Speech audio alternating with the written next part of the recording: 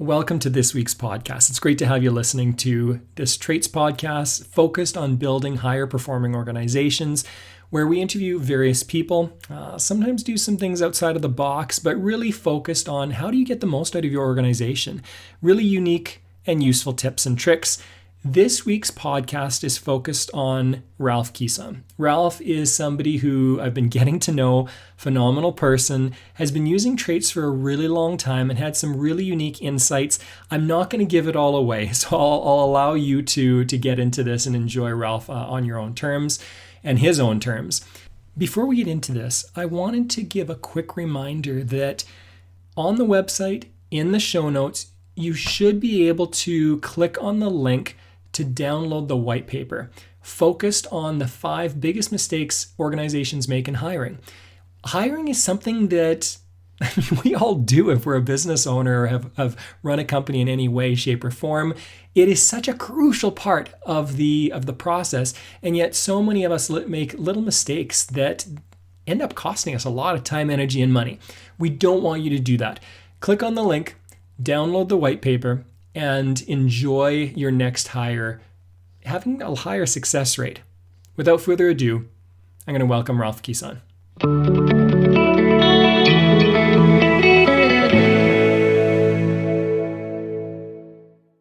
I don't know where we find you in the day, morning, afternoon, evening, middle of the night, but I'm really excited to be with Ralph Kison here today. Ralph, I met you through Traits, through Concord Consulting. You've used this tool a lot, and we might talk a little bit about that today. But really, what we're going to be talking about is 2 subjects. One is, do we know who we are? What is your self-awareness? And then secondly, what is our hardwiring? And how does that fit with what we're doing? So maybe what I'll do is I'll allow you to introduce who you are. You're a consultant. You do a lot of executive coaching, but maybe fill that out just so that the audience understands who you are and what you're doing. Sure, Mark. Thank you. I'll really bring it down to a very short saying, which links to, if people are familiar with Simon Sinek, it's start with why. So my why is to make people better. And so people go, well, what does that mean? Or then they often go, are you a doctor? And there's a bit, no, I'm not. However, there's a bit of a parallel in that before I can coach, teach, consult, or advise, I have to diagnose, I have to assess. And so better might mean more confident. It might mean identifying an area for competence building, in other words, skill. It might relate in companies to KPIs and expectations and deliverables around a job description or a role. So I start by diagnosing, trying to do an assessment and see, is the person on track, first in terms of the role and expectations, but then do they have the skills? So, we're going to talk about self-awareness. We're going to talk about hardwiring, and that's where traits comes in. So again, I'll kind of sort of back into this because I don't coach and work with people, especially executive levels, until I understand who they are. So to help make people better and then to help them grow through learning, which is the name of one of my companies and is really, at heart what I do, is I have to understand who they are, what they want to be when they grow up, as I like to call it, and whatever that means, whether it's inside the company or they're early in their career, what path they should be on. And then we provide tools. Traits is one of them. I use Clifton Strengths. I have some IP that I've developed that I use for this, which leads to self-awareness and then a reality check, because you have to know who you are. The old saying, some people may be familiar with, the three dressed as a 9. Was a lot of, a lot of us metaphorically are putting on the makeup to go out, or the mask, if you prefer, to try to be someone in something that we're not really designed to be. So it starts with self-awareness, gap analysis, and then let's look at the hardwiring. So what actually is under the hood? So a bit of a longer beginning, but that's, I help make people better. It's not that easy. You have to look at a multiplicity of factors. This is so important. As you know, my background psychology. When I practice psychology, psychologists believe that we get to know people really quick. Having said that, even in my opinion, in my experience, the people who have the best intuitive sense of who somebody is get it right probably 60-70% of the time. Like the best of us are getting it right maybe a bit above 50%. So it's so important to have some kind of tool to help us, as you said, diagnose. Where is somebody at? Who are they? Where are their strengths? Where are their weaknesses? Where do they fit? And once we can do that, again, like you said, then we can coach, train with who they are, not trying to become somebody else, but with who they are, make them the best that they can be. Is that basically what you're saying? Yeah, and I love your point, Mark, because I love the bring the psychological component into this because we can figure people out, quote unquote, to an extent, but there's always that black box piece.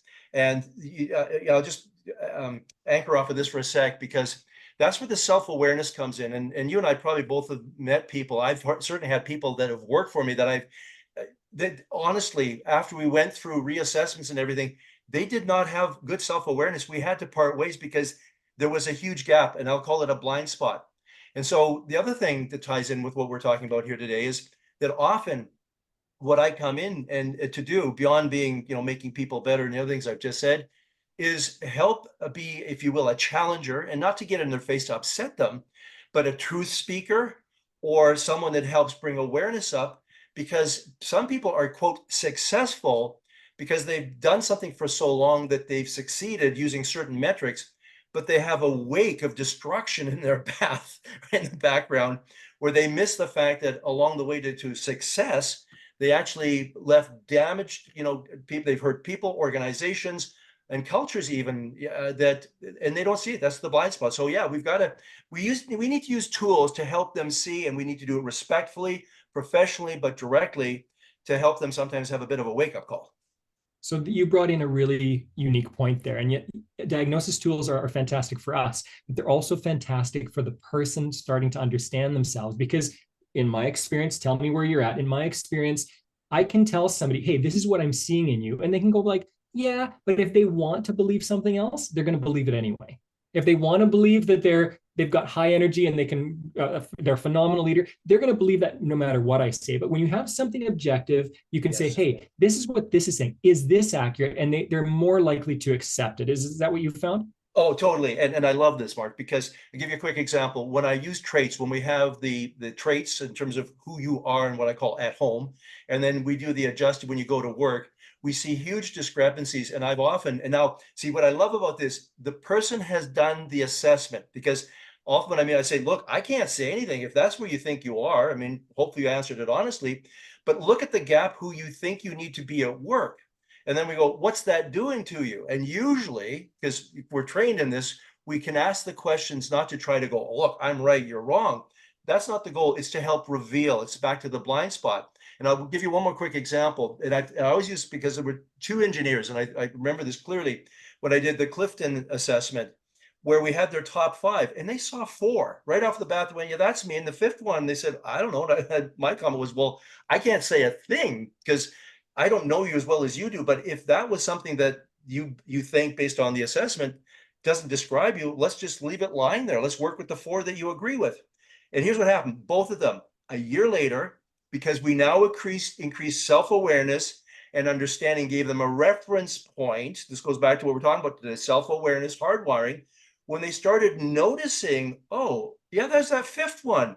I didn't think that was me. And I remember one of the 2 was a woman who came in and she started to get emotional and she ended up crying because it was a huge blind spot. She was trying so hard to be someone she thought she needed to be, wanted to be, expected to be, that there was a piece missing. And when she started bringing that in, things started changing dramatically in a good way for her personally first, for her teams and her company.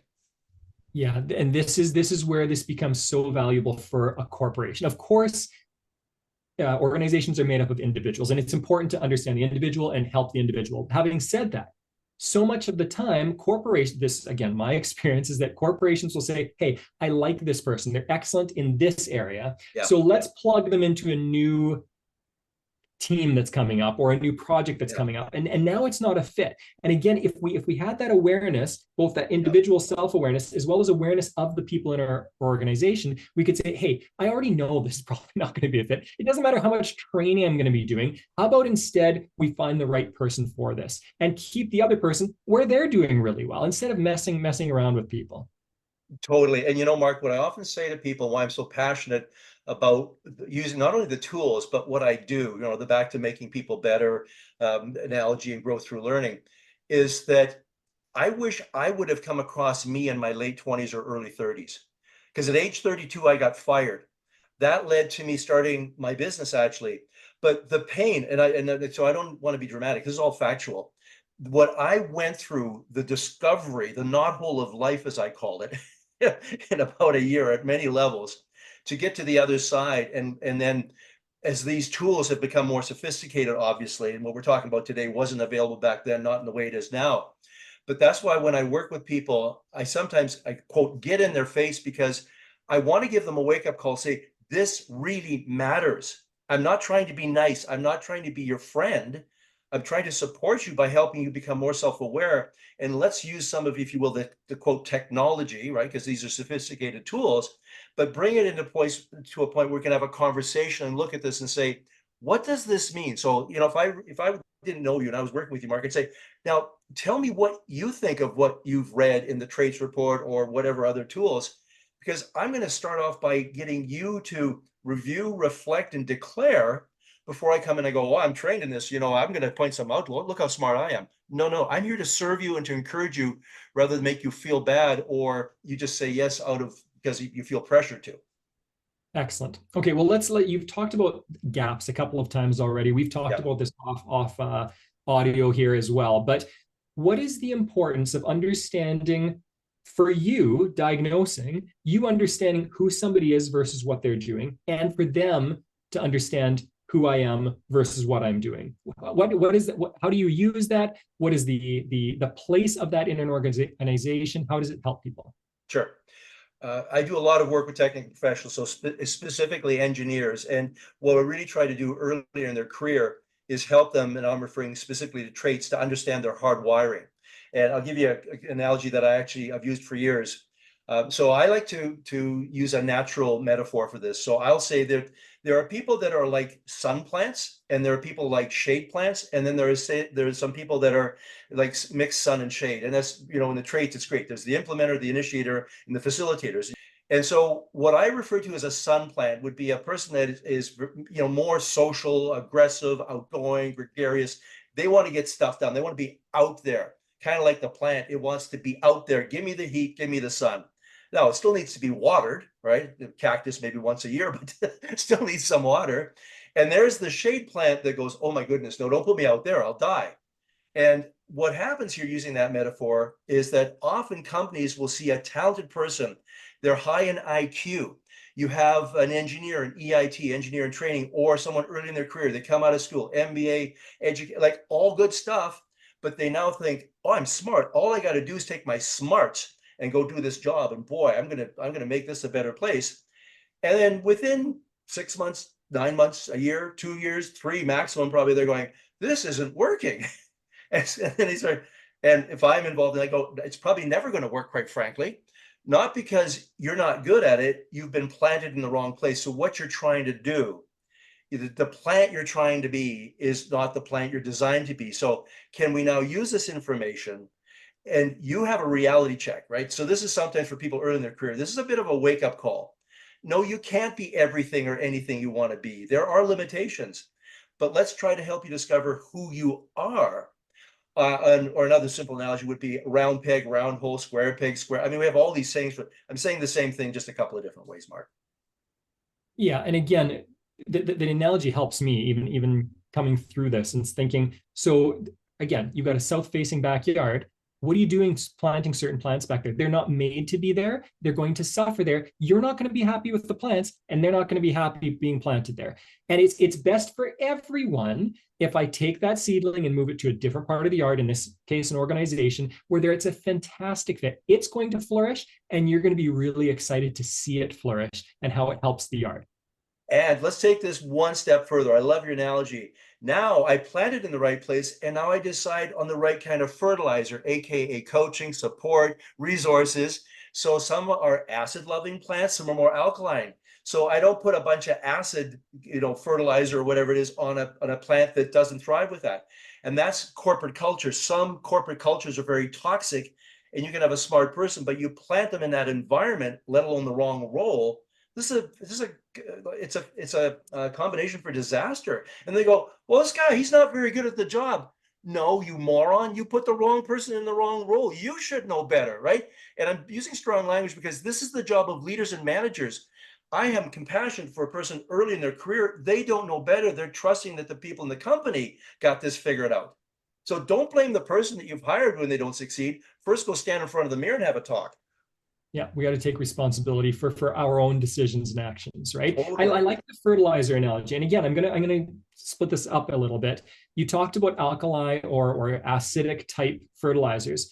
Well, again, if you've got a certain soil, you can put some certain types of fertilizer in there and you'll see some help, right? It looks like it's doing something, but long term, it's going you just going to constantly have to throw stuff at it. And it's far better just to move it into the right soil. And again, so much of our culture is about let's just train somebody into competency. And that's not going to happen. You're going to see a change for 4 to 6 weeks, sometimes 3 months, but you're Yeah. not going to see a change long term. And if you don't mind, one more addition, you have to keep showing up and fertilizing. The plant survives and succeeds, quote unquote, as long as you keep fertilizing. But now you, as that manager, move to a different division. The next person never picks up that bag of fertilizer and wonders why the plant is dying. Well, because the guy or gal before did it to keep the plant alive. But we start, I love your point. First of all, we put the wrong plant in the wrong setting. Some some soils are more naturally alkaline or acidic. Why don't we start by getting the right plant for the right conditions?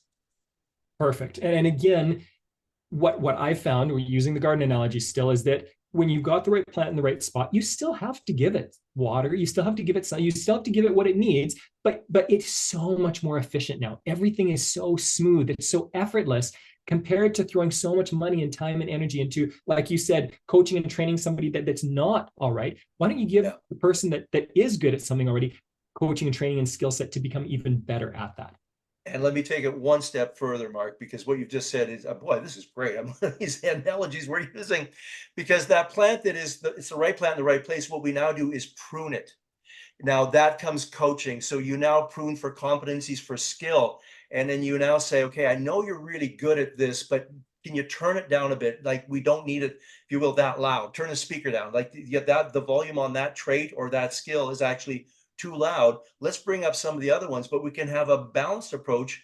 And the person can still do it because we're dealing with the raw material that has the capability of doing that, as opposed to compensating for someone to try to be something they're not. And in the long term, we know it's not going to be successful. Good. And the big difference that I'm hearing in what we're talking about here is in one hand, pruning happens to healthy plants. It happens to full, mature plants that are doing well. You just need to prune them and make them even stronger. Whereas putting something in the right or wrong soil keeps something completely stunted. So those are very different situations where you're trying to Yeah. coach or train or support. Absolutely. And, again, we've kind of gone down a sort of a natural path here in terms of metaphors, but if you think of this, it's really powerful. And I think too often we miss it. We become so sophisticated and techno focused that we lose sight of the natural world, which can teach us so much, not only for plants, but for people. So if you are a farmer or a gardener or an orchardist, if you prune that tree, you increase the yield. The tree is healthier, it's strong, like everything is working. And yeah, maybe you quote hurt the tree, you've cut a few branches off, but that heals quickly, because if you know where to cut and what to do, how to prune, it now thrives. And people are the same thing, knowing where to prune, to cut, then to support, they thrive, and you get an abundance, a multiplier. Brilliant. I really enjoyed that part of this conversation. Let's switch gears a little bit, because on one hand, we need to make sure that we are helping our people as much as possible and putting them in the right place. Something else that came up in our former discussion was self-awareness, the importance of self-awareness. So dig into that a little bit. What do you mean by self-awareness? I think your statement was the greater your self-awareness, the better your other awareness tends to be. Yeah. Uh, Absolutely. And so self-awareness begins by, first of all, and this is a huge step, because most of us don't even want to go there, because we've got it kind of figured out. We've packaged ourselves or branded ourselves, and it works for the most part. So we show up in the suit, maybe literally or figuratively, or the mask or the armor, to go do the job. So we get armored up every day and off we go. And I guess to a point, we all have to do a certain amount of that when we have jobs where people expect us to show up, and that's fair. But I think the bigger issue for me is, do we take the time to self-reflect? And here's where, when I'm coaching people, what I often do, and I don't know if you probably heard of the Johari window, right? The known to self, known to others, not known to self, known to others, which they refer to as the blind spot. And then the third one is known to self, not known to others, which is the facade. So I use that when I coach people as a way to triangulate an issue. We can talk about the person and their behaviors without me saying, oh, you're so this and you're so that. We can say, in this situation, what I've observed you doing is, now I talk about the behavior, which may be appropriate. It might be back to volume. It might be too loud, or it might be so soft we don't even hear it. So I can bring this to the person's attention and say, do you even notice this? And often they'll go, no, I wasn't aware of that. And then the first point of growth is self-awareness, and of being aware that when you do certain things, they're not coming across the way you think they are, either because you know how to do them, or you're hiding. And that's the facade piece. So we start with self-awareness, and a great tool for, I don't know who'll be listening to our interview here, but within the companies of some of the people listening, we have 360 feedback, we have KPIs, we have performance reviews, we have monthly, if we're lucky, coaching. Rather than once a year, we sit down and we talk about what you did and what you need to do for the next year, right? I mean, so much of the stuff we just do wrong. We don't do it well enough and frequently enough. But if we start with the, what are you noticing? What do people, and here's what I often said to people that I coach, what have you heard throughout your life where people say, oh, you're so good at this, Mark. I really appreciate the fact that you do this and that. And here's how we often self-deprecate. We'll go, oh, it's nothing. Don't mention it. No big deal. And I've challenged people. And I tell you, Mark, the look on their face sometimes, because I said, do you think people are maybe trying to tell you something that you're really good at? Why can't you accept it, or why won't you accept it? Then we get, and you've got the psychological background, so you can talk about this if you want, but I'm kind of going, here's the root cause. Root cause might be low self-esteem. It might be upbringing. It might be people that influenced us or undermined our self-image or self-esteem. And so what I try to do is open the lid on this, using an analogy, to let some light in and say, what's actually in here? And if all these people are saying these things about you, do you think they might be true? Then we bring in the traits. Then, this is where the tools come in, and we start having, if you will, quote, evidence. We can have them look at this and say, oh yeah, that does kind of tie in. And that, back to my two engineer friends, where I said, for 1 year, they didn't see it. That's exactly what happened, because they had a blind spot that they needed. Is, first of all, we need to soften the soil. Let's stay in the garden for a moment. The soil became hard. It's crusty because it hasn't rained. We have to loosen it up, put some moisture in, so it starts to soften up a bit, that we can actually work the soil. And that's a metaphor for people. They actually have to find these hard patches that they think nothing can grow, but because they've allowed it to callous over. It's their soil. It's their emotions, their energy, their personality that they've protected in many cases. We need to soften it up so they actually can have access to it, and then it starts developing. Share a little bit more about the difference this makes for, again, what difference does it make for the employee, but also what difference does it make for the company when the softening starts happening, when there is self-awareness? What are the benefits to everybody? Oh gosh, huge. For the person, first and foremost, I've worked with people where, as we start going down this path, they start believing in themselves.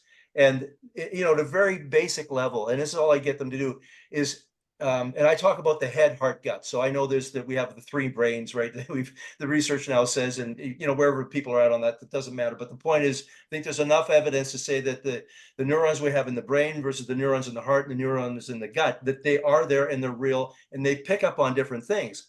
So what I often say to people is, what are your three brains telling you? And they go, what? And then we start unpacking that. And when we especially get to the gut brain, and I'm not saying just make all your decisions on intuition, right? Don't make all of them only on heart, and don't make them all on your logic. Make them on a combination of all three. But where I try to lead people, what's so appropriate for what you were talking about, is, what else are you noticing that you're suppressing? And because you're in an environment where it's all high IQ and no E, or very low EQ, people say that stuff, that doesn't work here. I won't use the words that I want to use, but yeah, no, that's not true. You can probably read between the lines. This stuff actually matters more. And when I give people permission, and that's what I often do, Mark, it's like, they've been realizing this for years. They're suppressing it. They're saying it's not valid. Don't say this. When they start bringing a bit of that, and that's where we're going, just start putting their hand up in a meeting. We're going, I got another perspective. And then they see the people in the room going, well, that was a really good point, Ralph. And then Ralph goes, whoa, I've got lots of these ideas. Actually, I've always been afraid to say it. And then I succeed once. And then maybe I'm trying to risk it again. And this is where, if I'm the coach, I help people take the step forward, or better yet, if they have a mentor, an advocate, or a supporter in the company who's their champion and says, Ralph, you did a great job. I was really so proud of you that you just actually said that. Look what it did for the group. It got us thinking differently. And then Ralph goes, yeah, it did, didn't it? And that was my idea. There's that small step. So we walk before we run, before we enter a marathon kind of thing. So again, you're talking very much about the individual and how they can start to flourish and really become, again, to put it in crass language, but become efficient for the company, be efficient for the team, where they're living out how they can live out and flourish. Is that accurate? Totally. And I don't think that's crass at all, because I work primarily in the business world. I also do some work in the medical profession. So that, that's not the business, quote unquote, there is of saving lives and helping people. But we take the same principles, concepts. So if I'm coaching a doctor versus I'm coaching head of engineering in a company, we're talking about the same thing, because we're talking people. And when we start understanding that the crassness is only crass if we do it, if the motivation is such to take advantage that it's a win-lose. But if we go in knowing, when we sign up for a job, we know what the job description is, we know what we're expected to do, we know the scorecard. That's what you pay me for. This is a fair exchange. But if I'm in the wrong environment or the wrong role, now it can start getting goofy. But if we're all kind of playing by the rules, right, and we all know what they are, in a good, best sense, and the culture is good, this should work, and everybody should win from this. So I'm going to be respectful of your time here. We'll go here fairly quickly, but a question is coming up in my mind. We talked before about how we might be able to get together again. And the question that's coming up for me is, great, if there's a really nice culture, it's supportive, you can bring self-awareness, people can really flourish. The question for next time, I'll take you up on this next time, is how do we work with a culture that's not very healthy? How do we start to work with those teams so that they can become healthier and flourish, where everyone can flourish? That's another entire topic. Okay, so let me give you a teaser. I love it. I love it. So here's two things already. We start talking about culture in a non-traditional way of corporate. We look at culture historically, the artifacts, what the behaviors, the tribes, the beliefs and values are. And then we look at a company and say, okay, well, we have that inside. We maybe use slightly different language. Maybe we need to change the nomenclature to be more reflective of what culture actually is. And then we move into, and this is Dr. Amy Edmondson and her research around psychological safety. We start working on the culture piece, then we look at the psychological safety piece, because bad culture, no safety, bad. I mean, it's kind of like it's like a bad marriage. It just does it, or bad dance partners. They just keep stepping on each other's feet. So yeah, I'm up for it, Mark. You bet. Thank you for that, Ralph. I appreciate that. And we'll wrap this up and give you a chance to go here, but we'll talk. We'll book in another time to do another podcast here. In the meantime, before we go, please let people know where they can contact you, or what is the best way to follow you. Super. Thank you very much, Mark. I appreciate that.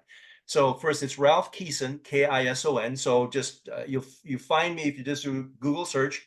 You'll come up with Kison.com, which is me as the consultant coach advisor. And then the other firm is Growth Through Learning, just like it sounds, growththroughlearning.com. And that's where I have an academy. We have a range of courses that relate to communication skills, leadership, business development, personal branding, where people, if they're interested, can sign up for a free 7-day career builder, what we call it, where we give them some tips of what they should be thinking about to build their career. And if they're interested, they can kick the tires and the subscription. So that's obviously what I do. There's a virtual part of access to me, and then there's the coach guy, if you will, through Kison. And on LinkedIn, I work with a videographer and a company where we're putting out fresh content every week. So if people want to get LinkedIn, basically go to LinkedIn, Ralph Kison, again, RLPH, Kison. And if they want to get connected, just if they could cite the connection to the podcast, that I know they're not, trying to sell me something. So what I'll do is I will put all of this in the show notes, and I'd encourage anyone, if you do want more information, if you missed anything that Ralph or I said about his business or who he is or how you can contact him, go to the show notes. We'll make sure that we've got a lot of clarity there for anyone that wants to contact you. Again, Ralph, thank you so much for doing this. And you're welcome, Mark, and thank you. This has been fabulous. I just really enjoyed talking to you, and the fact that you get it. This was so easy to put some stuff out there for your listeners, that hopefully they'll get some high value from this. So thank you, sir.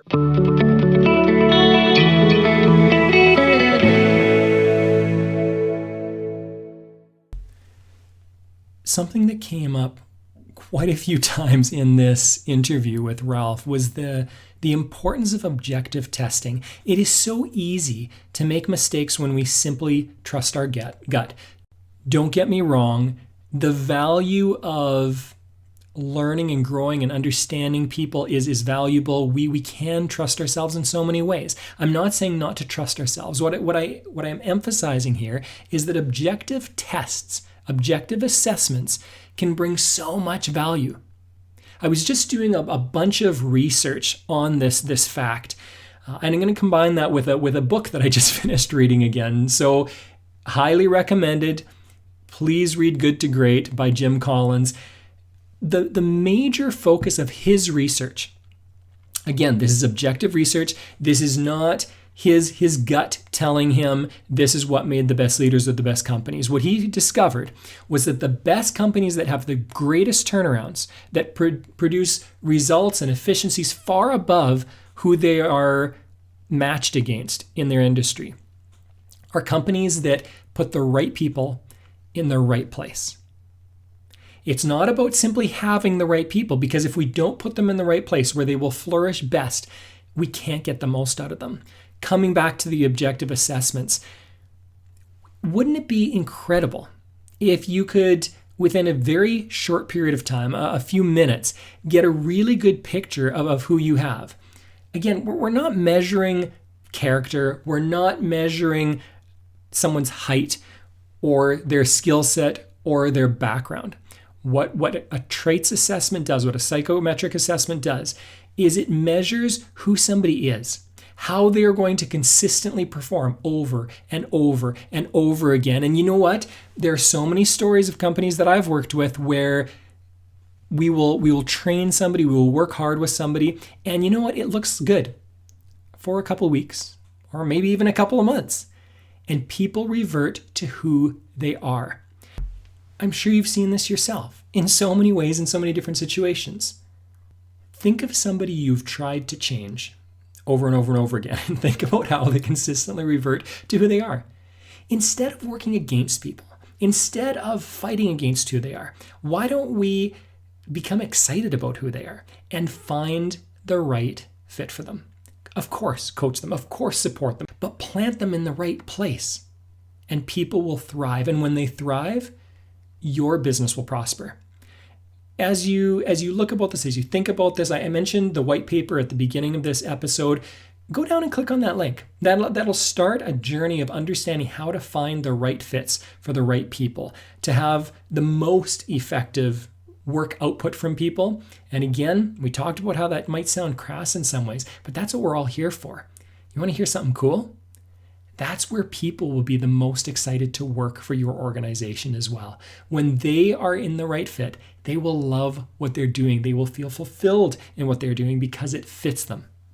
Enjoy your week. I hope you enjoyed this podcast. We'll see you next episode.